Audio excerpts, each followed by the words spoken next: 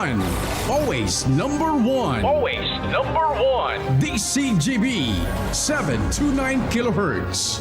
Enod sa Bareta. Enod sa Gabos. Ang DCGB, miyembro kan KBP, kapisanan ng mga broadcaster ng Pilipinas, ang oras niya to mga tugang alas 12:01. Ipinipresentar kan Radyo DCGB ang kabilugan kan mga baretang kinalap kan pinagsarong puwersa kan News Center asin Mega Force Patrol. DCGB Bareta alas 12. DCGB Bareta alas 12. Mga pinakahuring pangyayari sa Kabikolan, sa nasyon asin ibang parte kan kinaban. Ibabareta na ngunyan. DCGB Bareta alas 12. Ngunyan ang sa inyong tagapagbareta. Diyos maray na uto sa Indo Gabos, mga tugang nguyan na aldaw nin Martes, Hulyo 15, 2025. Inian Bareta alas 12, kami po sa Indong mga tagapagbareta. Sa pangaran po ni Ma'am Gina Ritterly, ako po si Jasmine Baloloy. Ako man po si Bert Nunez. Headlines kandara kulang mga bareta sa lado lokal. Attorney Marieta Belhica Cledera formal na naidesignar bilang Provincial Legal Officer sa probinsya ni Albay. Senro ginubatan, maawot idunar ang mga saray na kahoy hali sa mga pinurutol na kahoy kan DPWH sa mga ahensya di gobyerno asin mga barangay. Tren kan PNR na napendyente ang dalagan kasuhapon, minor trouble man sana ang kausa sigun sa PNR. Sobra 76,000 pesos na multa na kolekta kan APSIMO poon Hulyo 1 sagkod 4 ngunya na taon. Sa lado nasyonal sektor kan edukasyon, importanteng iprioridad ang 2026 national budget. Whistleblower na si Julie Patindogan alias Totoy nagsaangat nin reklamo kontra sa 12 mga pulis na pigsasabing imbuelto sa mga nawawarang parabulang. DSWD asin DOJ nagbiyo nin puwersa tanganing tabangan ang mga aking biktima nin bayolensya. DOTR nagpatabang sa NBI para maresolberan ang kaso nin panggagadan sa enforcer kan Special Action and Intelligence Committee for Transportation. Sa ibang nasyon, US President Donald Trump tinaawanin 50 aldaw na ultimatum ang Russia para magsimbag sa ceasefire deal. Baretang Sports, PBA legend Jerry Condinera, dunk shot ni Momaut o Tautwa kan San Miguel Beermen. Mga tugang iyan po ang headlines ngunyan sa mga detalyes kan mga bareta. Ang baretang ini hatod sa Indukan. Plemex for Kids. Mommies, agapan agad ang ubo at plemang nakabara. Pambatang lagundi. Plemex! Inuyunan kan mayorya sa ginibong regular na sesyon kan sangguniang panlalawigan kasuhapon ang pagkakadesignar ni Albay Governor Noel Rosal kay Attorney Marieta Belhica Cledera bilang Provincial Legal Officer kan probinsya.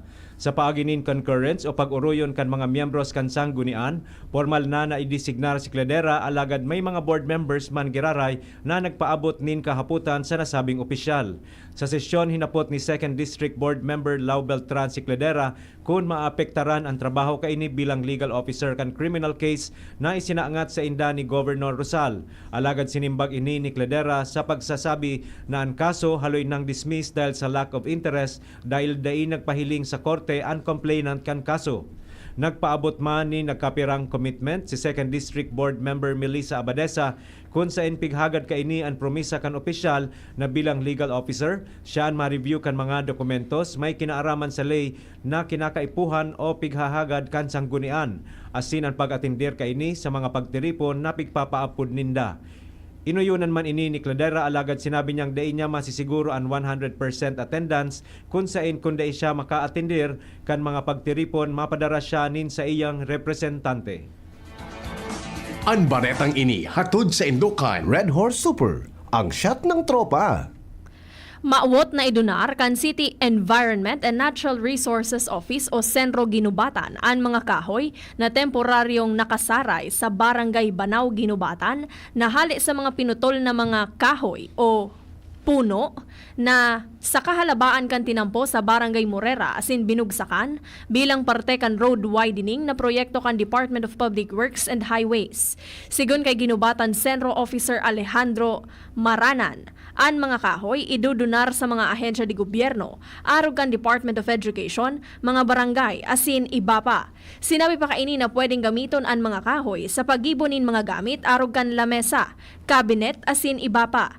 Dagdag pa niya na ang mga interesadong ahensya kaipuhan na magsumitir ng formal letter of request, sertipikasyon na nakakaag, na wala sindang subisyenteng fondo asin disenyo nin proyekto na maut nindang panggamitan kan kahoy. Ang baretang ini hatod sa Indukan. Artisan Joint Supplement. Bumabagal ang galaw dahil sa joint pain at arthritis. Mag-Artisan.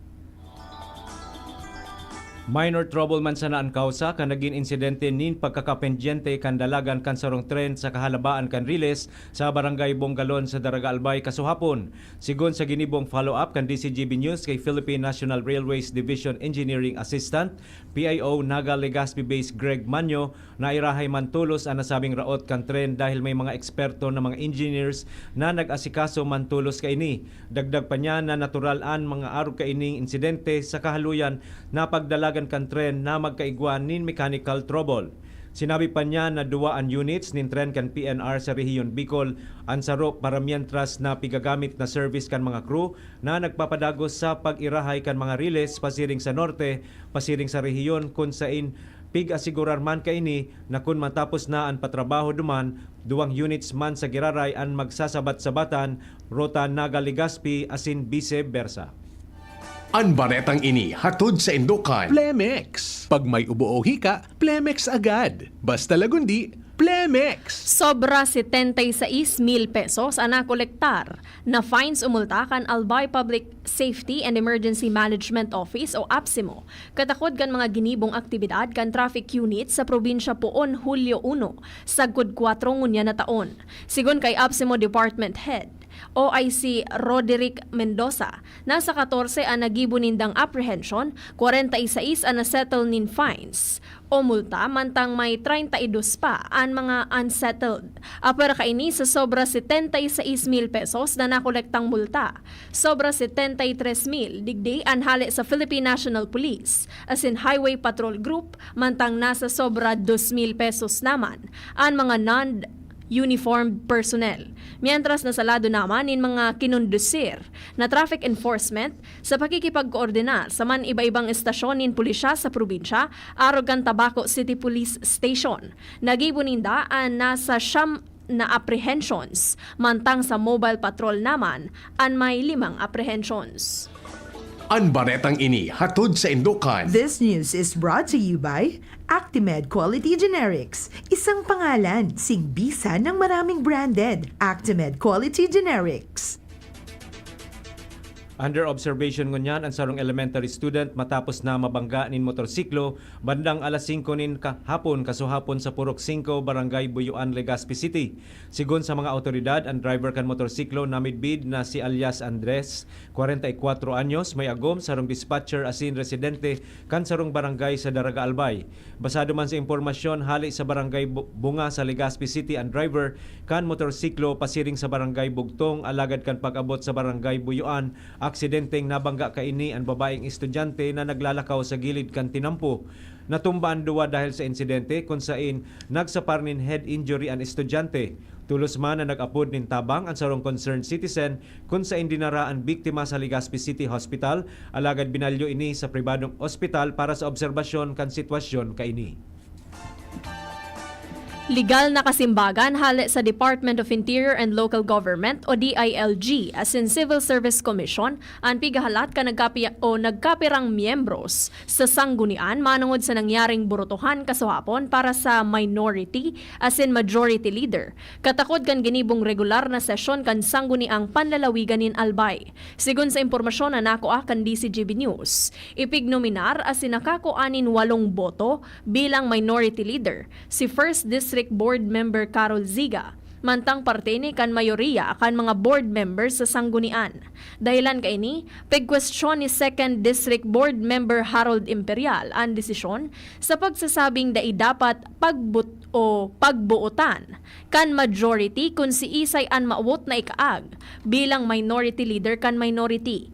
Dagdag pa niya na ang naging sistema undemocratic, illegal, asin pagbalgar sa prinsipyo kan checks and balances. Sa ngunyan, hahapoton kan opisyal sa DILG asin CSC ang nasabing sistema kung tama asin dapat ini kung saan mantang nagahalat kan kasimbagan ang mga nasabing ahensya si Board Member Ziga ang para mientras na matukaw bilang minority leader kan sangguniang panlalawigan. Pig-revoke ni malilipot Acting Municipal Mayor Jose Bolaños ang sa iyang ipinag-orden na pag-shift o paglipat nin klase sa modular scheme sa gabos na level sa munisipyo kan malilipot sa aga Hulyo 16. Sigon sa Executive Order No. 14-A, Series of 2025, ang shifting kan class modality dapat na pagdesisyonan kan Department of Education. Dahilan kay ni pig-revoke o binawi ni Bolaños ang enot na ipinaluwas na orden na gibuhon na modular ang klase kan mga eskwelahan sa malilipot sa gabos na level sa Hulyo 16, katakod kan selebrasyon kan Lubid Festival sa lugar ngunya na taon. Nagsalida na nin komandansya kasuhapon sa Bakakay Municipal Police Station katakod kan giniwong turnover ceremony sa Bakakay Albay. Sigon sa Bakakay Municipal Police Station, sinalidahan na ni Police Major Darwin Sevilla bilang Chief of Police kan ahensya si Police Major Edwin Apun. Nagpaabot man in pasasalamat si outgoing Chief Apun sa munisipyo katakod kan sa iyang sobra sarong taon na serbisyo sa banwaan. Sinabi pa niya na piglaoman niyang ipapadagos kan mga pag-iriba ang mga pinuuna ng mga programa asin serbisyo sa banwaan. Matapos na magsalida nin komandansya, tulos man na mas pinakusog ni Sevilla ang checkpoint sa mga estratehikong lugar sa munisipyo. Patunay kaini, ang enot na banggikan sa iyang tukaw kung saan kinundusir ninda ang checkpoint sa barangay Bongga, tanganing maimplementar o mahigpitan ang disiplina kan mga motorista sa trapiko, partikular na ang mga maluyang bihikulo na padagos na nagaaragi sa inner lane kan tinampo. Nagpaluwas ni abiso ang Legazpi City Water District o LCWD manungod sa 1K 6G promo pon Hulyo 1 sagko Disyembre 31 ngunya na taon.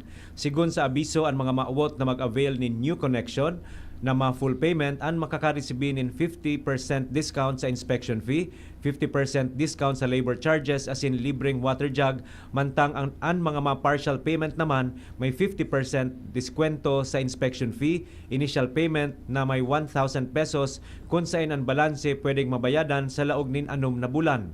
Dagdag pa kan LCWD ang mga maawot man na magpa-reconnect nin tubig sa mga ma-full payment, makakaresibin in 50% diskwento sa inspection fee, 50% diskwento sa labor charges, paglibre kan penalidad sa utang sagkod 2,000 pesos, as in libreng water jug, mantang ang mga ma-partial payment naman ang may 50% discount sa inspection fee, initial na bayad na 500 pesos na pwedeng bayadan sa laog nin 6 na bulan. Planong magkondusir nin magkakanigong operasyon tanganing madakop ang mga nagbabalagaw-bagaw na ayam sa Hausyan Village Phase 1 sa Barangay Tabon-Tabon, Daraga Albay, kan Municipal Agricultural Services Office o MASO, ngunya na semana. Sigon sa entrevista kan DCGB News kay MASO Head Mel G. Matosinos, pirang beses na sindang nagkukondusir nin mga operasyon sa lugar, alagad may nagkapirang mga tagsadiri nin ayam na nadadagit kung pigdadakop ang mga ini sa pagsasabing madali man sana nakaluwas ang sa indang mga alaga.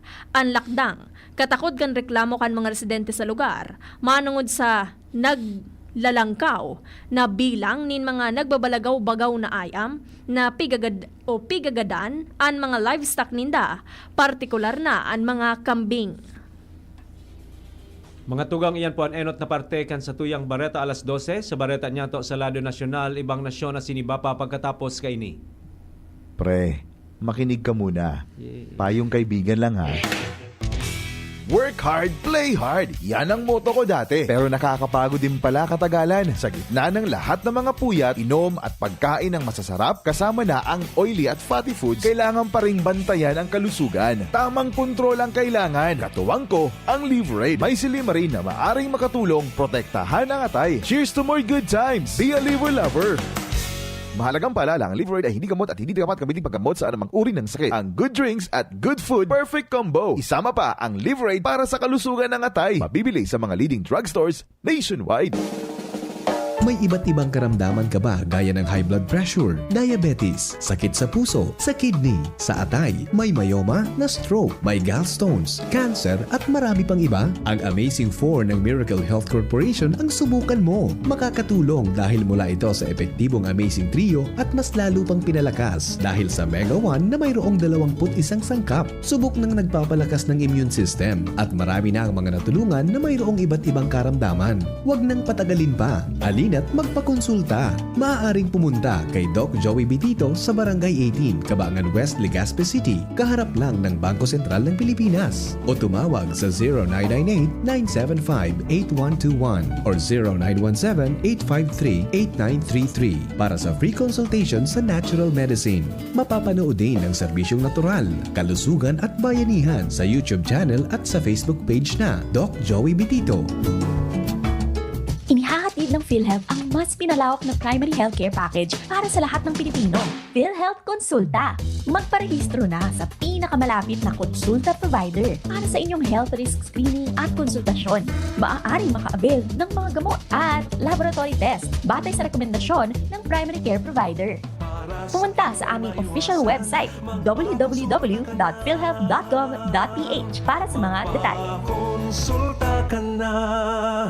Maakyat nga itong tore na to. Pwede kong ibenta ang makukuha kong bakal. Hep! Alam mo ba na delikado ang gagawin mo? Maaari kang makuryente at mamatay. Mamamatay? Ganun katindi? Oo, maliban dyan, ang pagnanakaw, pagbibenta o pagbili ng anumang bahagi nito ay bawal sa ilalim ng Republic Act 7832 o Anti-Pilferage Act. Maaari kang makulong at magmulta kapag nakakita ng ganitong gawain. I-report agad sa 0917-847-6427 o 0918-847-6427. Isang paalala mula sa NGC. Piolo Pascual po. Sa ubo at hika, may Plemex Forte Syrup and bottles. Pero para sa ginhawang kailangan agad, may Plemex Forte Capsule and Blister Pack. Madaling bitbitin, kayang ibulsa. Gawa sa natural na lagundi na tumutunaw at nagpapalabas ng plema. Convenient na, ginhawa pa. Plemex Forte Lagundi and Capsule. Basta lagundi, Plemex. Easy! Vitex Segundo L is the generic name of Plemex Forte. If symptoms persist, consult your doctor. Naghahanap ka ng kabalikat sa asenso at tama ang urig mo asin mag-asenso ang negosyo. May Uno Plus na kalidad, mag-Uno Plus, mag-Uno Plus. Rasa sa imong mauwag, serbisyong totoo, produktong garantisado. Ang Uno Plus asin urig mo, ang gabat na gusto. Uno Plus matabang sa imo. May Uno Plus na kalidad, mag-Uno Plus, mag-Uno Plus. Rasa sa imong mauwag. Sa Uno Plus, kalidad na masasarigan mo, serbisyong swak sa imo. Magbisita sana sa Uno Plus Facebook page.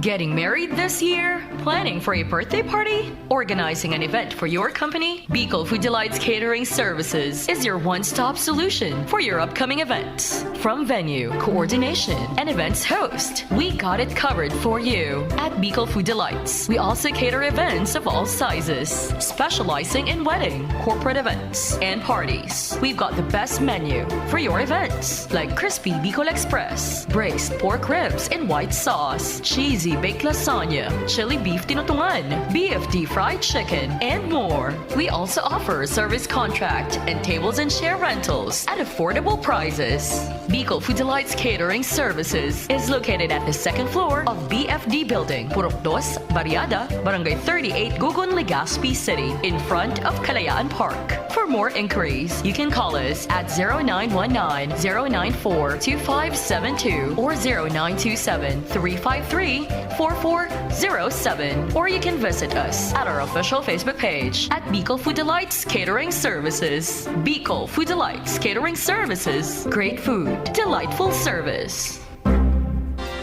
Inihahatid sa inyo kang Department of Environment and Natural Resources, Regional Office No. 5. ang programang Kapalibutan Ta at Tamanon Ta. Kapalibutan Ta at Tamanon Ta. Programang magtataunin informasyon asin kaaraman, manangod sa satuyang kapalibutan, asin sa mandato kan Department of Environment and Natural Resources. Sa tung hinanyugon, kada Huwebes alas 11 sagkod alas 12 nin pagkaudto, Kapalibutan Ta at Tamanon Ta. Hatod sa Indo kang DENR Regional Office 5 asin kan istasyon na ini.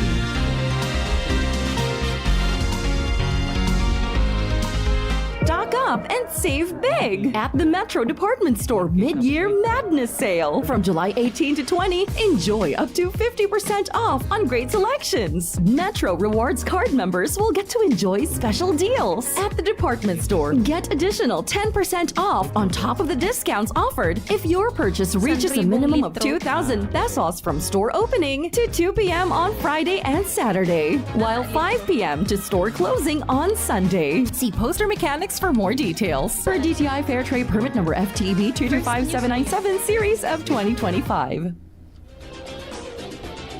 Balik po kita mga tugang sa Bareta alas 12 para sa mga detalyes kan mga Bareta sa Lado Nacional asin Ibapa. Tinawanin doon ni Batangas 1st District Representative Leandro Legarda Leviste na dapat may prioridad ang sektor kan edukasyon sa 2026 na national budget. Nagtutubod si Leviste na dakol na problema ang mariresolberan sa lado kan edukasyon kapag linangkawan ang pondo kaini. Dahil ang digdi maawot ni Leviste na maging parte kan House Committee on Education asin Committee on Appropriations. Enot kaini isinumitir ni Leviste ang House Bill 27 na may kamaawotan na magpautob nin 1,000 allowance program para sa mga estudyante poon kinder sa kod kolehiyo. Katakod kaini nagdesisyon si Leviste na dai pagkuhaon ang sa iyang bulanan na sweldo para maitagaman na sana sa mga proyekto o pantabang sa sektor nin edukasyon. Papaimbestigaran sa National Bureau of Investigation o NBI ni Transportation Secretary Vince Dizon ang pagadaan sa enforcer kan Special Action and Intelligence Committee for Transportation o SAICT na si Hervin Cabanban. Sigun kay Dizon, siya mismo ang maapod kay NBI Director Jaime Santiago para tabangan na maresolberan ang kaso nin pambabadil sa nasabing enforcer. Sigun sa report, Sabado nin maagahon kan pagbabadilon si Cabanban sa iyang arong sa barangay Pasong Kawayan 2. Base sa istorya kan kataning o neighbor kan biktima na nahiling nindan bukas an arong kan enforcer asin duman buminutwa ang biktimang tadtad nin bala sa pandok. Pigi-imbestigarana kan otoridad kung may kinaaraman ang sarong white van na nahiling sa CCTV na nasa atubangan kan arong ni Cabanban kan mangyarian panggagadan. Kaibahan si Cabanban sa mga opisyal kan SAICT na nasugo kan DOTR na magbantay sa EDSA busway. Siniguro man kan DOTR natatabangan ang pamilya ni Cabanban na may nawalat na sarong 8 anyos na aki sa Maguindanao. Mamuknanin bagong referral system ang Department of Social Welfare and Development o DSWD asin Department of Justice o DOA or DOJ para matabangan ang mga aking biktima nin violent crimes sa paagi kan pagtatao nin monetary compensation. Sakop kan programa ang mga aking biktima nin rape, torture, enforced involuntary disappearance, human trafficking asin online sexual abuse and exploitation na nasa mga residential care facility o RCF kan DSWD. Sigun kay DSWD ASEC Irene Dumlao na kamawatan kan ididistribuer na kompensasyon na matabangan ang mga aki para sa saindang bulong, therapy, legal na gastos, edukasyon asin pang-oral daw na pangangaipo. Bilang parte kan espuersos na pauswagon ang mga destinasyon na panturismo sa nasyon, inumaw ni Tourism Secretary Cristina Garcia Frasco ang probinsya kan Batanes dahil sa moderno kaining lakdang na sustainable tourism o turismong nakasentro sa pangmahaluyan na pag-uswag asin pangataman sa kapalibutan. Enot kay ni nakipag-uron si Frasco kay Batanes State College President Dr. Jovi Durante asin sa iyang team para pag-urunan ang mga presenting UN Tourism International Network of Sustainable Tourism Observatories o INSTO.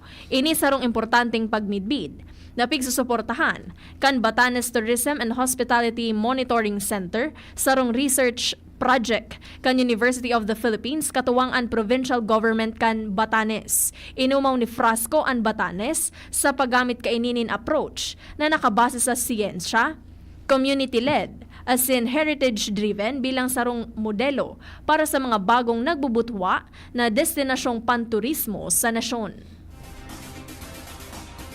Matapos ang 4 na taon na pagtatago, nagbutwa na si Julie alias Totoy Dondon Patidongan, ang whistleblower sa kaso kan 34 na nawawarang parabulang para magsaangat nin reklamo kontra sa 12 pulis na pigsasabing imbuelto sa pagdukot asin pagadan sa mga biktima.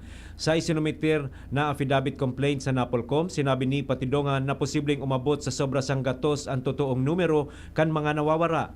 Sa sarong press conference, sinabi niyang dinara ang mga parabulang sa sarong farm harani sa Taal Lake na pig-aarkila nin saro sa mga pulis bago ginadan asin itinapok ang mga bangkay sa Danau o Taal Lake poon 2021 sagkod 2022. Dayi napugulan ni Patidongan na mapahibi kan hapoton kung natangunyan sa na siya naglataw. Maski daay pinag-unambitan kung si Isay ang nagpadukot o nagpatakot sa iyang pamilya, direkta niyang inimbuelto ang negosyanteng si Charlie Ang na pigsasabing utak kan krimen. Sinabi pa niyang ipinag-orden man kaini ang pagadan sa mga parabulang sa pagduda na nandadaya o nagmamatch fixing. Makusog man na pinahimutikan ni ang mga sahot asin nagsaangat man siya nin kaso kontra kay Patidongan. Kay bahan na robbery, grave threat asin panraratak. Sigon sa Napolcom, piglalaoman na mapaluwas sinda nin resolusyon sa laog nin 60 días may kinaaraman sa mga reklamong isinumitir ni Patidongan. Trabaho kan Senado na dangugon an impeachment trial kay VP Sara Duterte susug sa konstitusyon. Ini an ipinunto kan dating miyembro kan Court of Appeals asin din kan San Beda University Graduate School of Law na si Father Ranhilio Aquino. Sinabi niyang an pagdismiss kan kaso na dai pa pigdadangog, posibleng pagsuhay sa Article 208 kan Revised Penal Code o Dereliction of Duty as in Section 3E kan Anti-Graft and Corrupt Practices Act o Republic Act 3019.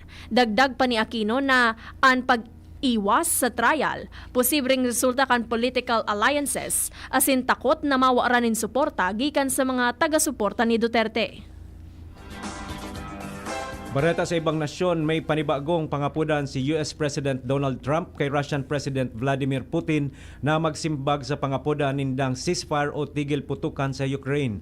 Sa iyang pakikipaghoron kay North Atlantic Treaty Organization o NATO Secretary General Mark Rutte sa White House, sinabi kan US President na igwang 50 aldaw si Putin na mag-uyo na sa ceasefire. In kaso magpalyar ini na dai magsimbag, mapataw ini nin sa code 100% na taripa asin secondary tariffs. Nangangahulugan ini na ang secondary tariffs iyo ang 100% sa Russia asin panduwang sanctions sa nagkapirang nasyon na nagbabakal nin petrolyo kan Russia. Baretang sports, tinaawan doon ni PBA legend Jerry Condinera na normal sa mga nagdadunk shot na player na makaputan ang ring. Napag-uronan ni na Condinera asin Jerry Esplana ang kontrobersyal na Game 1 kan PBA Season 49 Philippine Cup Finals kung sa inanggana ang TNT Tropang 5G laban sa San Miguel Beermen sa score na 99-96.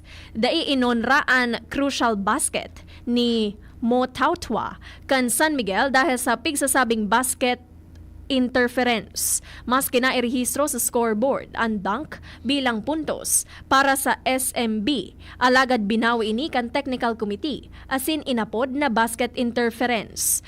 Lalong nabaldian fans sa ginibong apod o call na nagkapirang possession paan luminihis asin nagkapirang segundo na sana ang natatada sa fourth quarter. Paliwanag ni PBA Deputy Commissioner Eric Castro na naguyod ni Tautwa ang ring pababa. Breakthrough!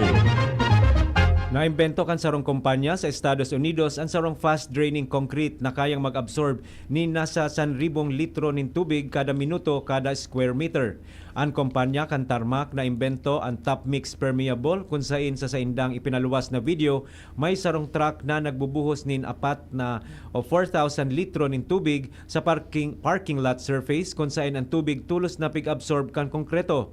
Kadalasan ang pigagamit na materyales sa mga tinampo kompwesto nin mga pinaghalong darakula asin pinong mga gapo na pinagdurukot gamit ang binder. Sa Top Mix Permeable day digdi pigagamit ang pinong gapo o baybay kung sa dahilan kaini nagiging puros o may luho-luho ang materyales na nagiging dalan tangani masurip kaini o masirop kaini ang darakulang volume nin tubig. Istoryang naiiba.